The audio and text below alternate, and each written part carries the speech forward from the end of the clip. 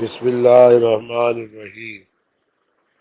واہ فریبی مجھے سمجھے، جو آپ کی سیڑھی پر چڑھا پھر نہیں اترا۔ کل شام ویلفیئر سوسائٹی کی ماہانہ میٹنگ میں یہ تقریر کا موضوع تھا، کالونی میں صرف اور صرف ہم یہ لوگ رہائش پذیر ہیں، بڑی بڑی ملوں کے مالک، بڑی بڑی کاروں کے مالک اور بڑی بڑی تندوں کے مالک کثرت سے پائے جاتے ہیں۔ بس کبھی دو چار بکروں، 20-25 مرغوں اور 200-250 بٹیروں کا خون کرنا ہوتا تو سب مل بیٹھتے ہیں اور مسائل کا رونا روتے ہیں۔ پاکستان کے جن علاقوں میں عمرہ رہائش پذیر ہوں وہاں کیا مسائل ہو سکتے ہیں؟ یہی کہ السیشن کی مادہ کہاں سے ملے گی؟ ہمارے بچوں کا وزن 8 کلو فی ماہ بڑھتا جا رہا ہے۔ کل ہمارے ڈرائیور صاحب نے 2 مزدوروں کی ٹانگیں نظریہ پجاروں توڑ دی ہیں۔ ڈرائیور کبھی کبھار نشہ کر لیتے ہیں۔ صاحب کی دیکھا دیکھی خاکروں بڑا ڈسپلن پسند آدمی ہے، بلا ناغہ آتا ہے اور جھاڑو دیے بغیر واپس چلا جاتا ہے۔ 2 کلاشنکوف برداروں کی موجودگی میں کالونی میں ڈاکہ کیسے پڑ سکتا ہے؟ اور پھر چوکیدار حضرات سارا دن فائرنگ کرتے رہے ہیں، بڑے ذمہ دار قسم کے چوکیدار ہیں۔ رات والا چوکیدار دن بھر کیسے جاگتا ہے؟ مسجد کے مولانا 1 سال کے اندر اتنے موٹے تازے لہیم و شہیم چہرے پر سرخی، آواز میں گرج، لباس کی کڑک، آنکھوں میں سرما، معطر ہاں مگر مسجد پچھلے 2 سال سے نامکمل ہے۔ بیت الخلاء کے دونوں دروازے 2 سال بعد بھی نہیں لگ سکے۔ غافلوں کے لیے پیغام ہے بیداری کا، امتحان ہے تیرے حساب کا خودداری کا۔ میاں صاحب فلور مل والے پچھلے 2 سال سے 6 مرتبہ بیت الخلاء کے دروازوں کا سائز لے چکے تھے۔ اللہ مغفرت فرمائے کہ انہیں مہلت بھی نہ ملی اور انتقال فرما گئے۔ پیزا اور KFC کے بڑے شوقین تھے، مگر ان کے کلوں کا کھانا قطعاً ان کے شایان شان نہ تھا۔ خود ہوتے تو شاید وصیت کرنے کی مہلت نہ ملی ہوگی۔ کوٹھی نمبر 10 کے رہائشی دہشت خان المعروف موٹی لمبی مونچھوں والے، کل ان کے گھر سے پٹنے کی آواز آ رہی تھی۔ کالونی کے ننھے منھے بچے ان کی مونچھیں دیکھ کر دبے پاؤں ادھر ادھر نکل جاتے ہیں۔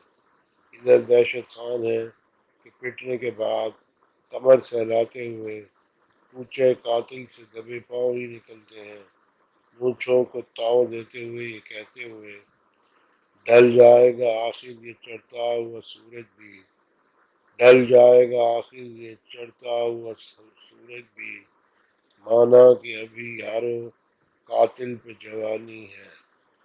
جہاں صاحبان ثروت کثیر تعداد میں رہتے ہوں، یقین جانیے ایسی رہائش کالونیوں کی ویلفیئر سوسائٹی کی میٹنگز میں مندرجہ بالا باتوں کے علاوہ اور مسئلہ ہو بھی کیا سکتا ہے۔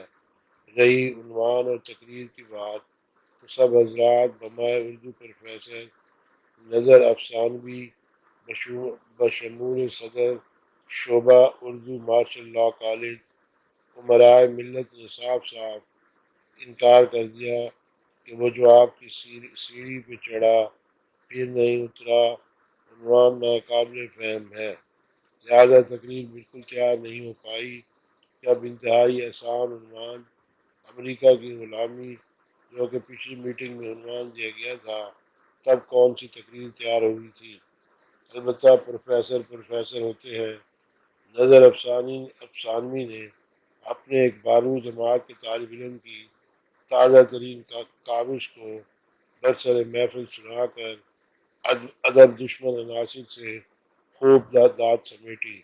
پروفیسر نظر افسانوی بڑا پیٹ نکالے خوب اکڑے بیٹھے تھے اور اردو ادب کی دنیا کے اندھے اور بہرے تالیاں بجا بجا کر نظر افسانوی کے چہرے پر مسکراہٹوں کے گلاب بکھیر رہے تھے۔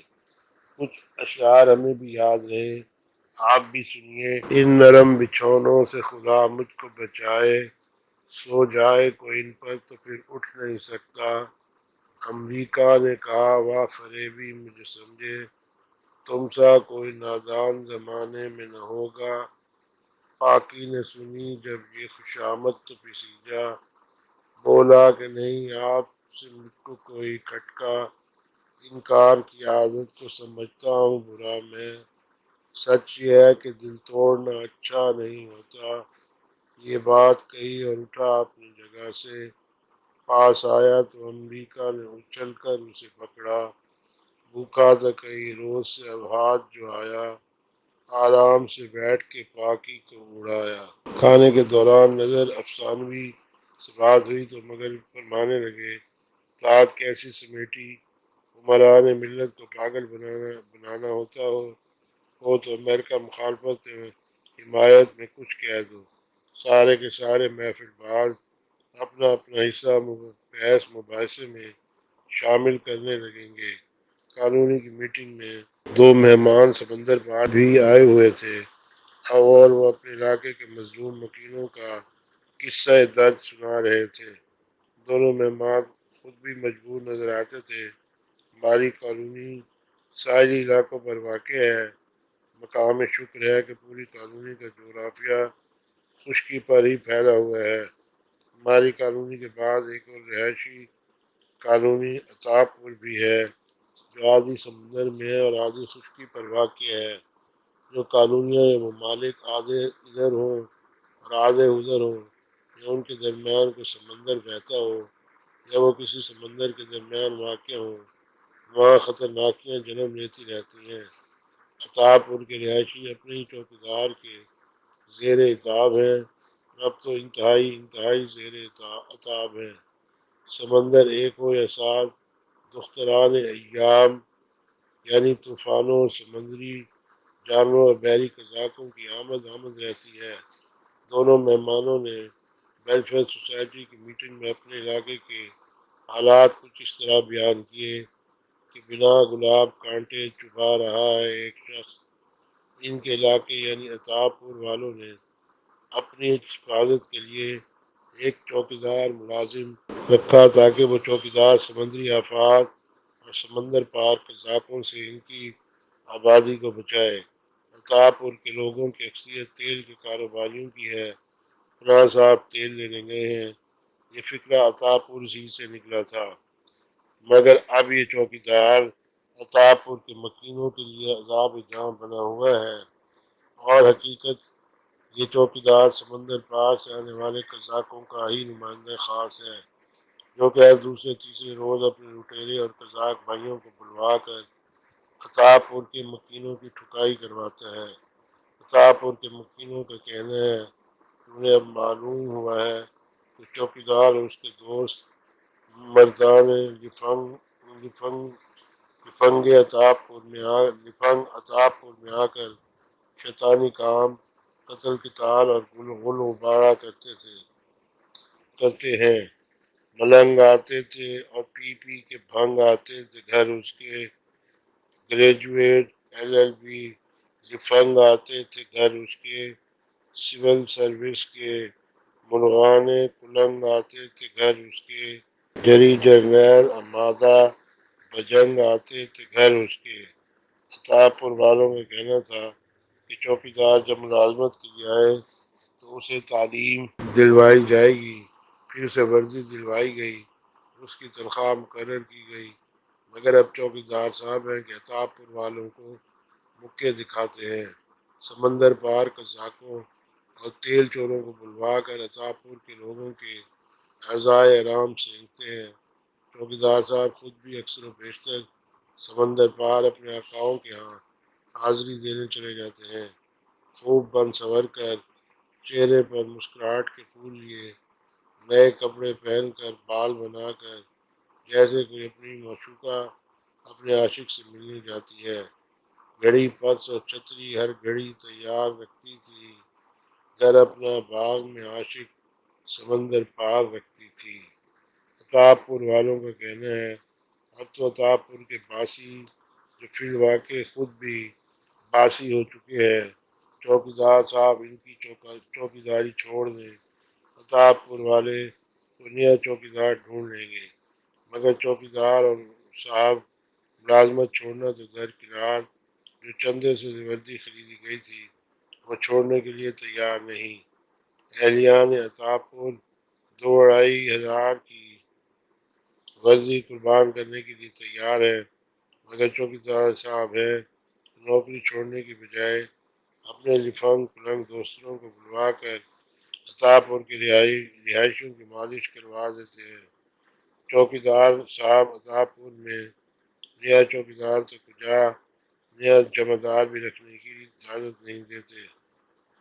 پورے عطا پور میں جو کوئی اچھا کاروبار، اچھی ایئر لائن اور اچھا بینک تھا، سب کے سب سمندر پار کے لوگوں کو کونے پونے پر بھیج دیے گئے۔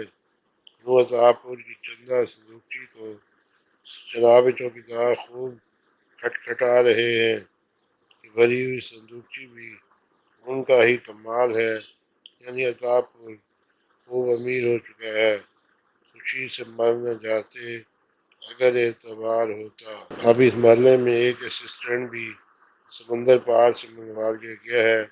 چوکیدار صاحب نے عجیب و غریب قسم کا منشی درآمد کیا ہے، بالکل بے ضرر قسم کا آدمی ہے۔ چوکیدار صاحب منشی صاحب کے کان بھی پکڑوا دیں تو تھکاوٹ کا اظہار نہیں کرتا، بلکہ کہتا ہے کہ سر مزہ آ رہا ہے، بے غیرت ہے بڑی چیز جہانے تک دو میں۔ عطا پور کے دونوں مہمان اچانک اپنی درد کہانی سناتے سناتے گتھم گتھا ہو گئے، ایک دوسرے پر لان تان کرنے لگے۔ اسی دھینگا مشتی میں ایک صاحب فرمانے لگے، گدھوں پر لاد کے ہم بوجھ ذمہ داری کا، گدھوں پر لاد کے ہم بوجھ ذمہ داری کا، یہ کہہ رہے ہیں کوئی آدمی نہیں ملتا۔ اس شام تو ہمارے ویلفیئر سوسائٹی کے کھانے کا سارا مزہ کرکرا ہو گیا۔ ہم تو میٹنگ ادھوری چھوڑ کر بھاگ نکلے۔ گھر پہنچ کر کھانا کھاتے ہوئے ہم بھی سوچ رہے تھے کہ عطا پور اور اس کی باسی قوم ہود کے لیے دعا کے علاوہ اور کر بھی کیا سکتے ہیں۔ ہمیں تو نظر افسانوی بہت یاد آ رہے تھے، کیا لہک لہک کر میٹنگ میں سنا رہے تھے، واہ فریبی مجھ سمجھے، تم سا کوئی نادان زمانے میں نہ ہوگا۔ اب درخواست ہے کہ چینل کو سبسکرائب کریں اور آئیکن کا بٹن پریس فرمائیں۔ بصورت دیگر ہم آپ سے ہرگز خفا نہیں ہوں گے۔ اس سے پہلے بھی ہزاروں لاکھوں چینل سبسکرائب کرنے سے ہمارے معاشرے میں کون سا سدھار پیدا ہو گیا یا کون سا بیمار شفا یاب ہو گیا ہے۔ آپ یہ کہہ سکتے ہیں میری انگلی میری مرضی۔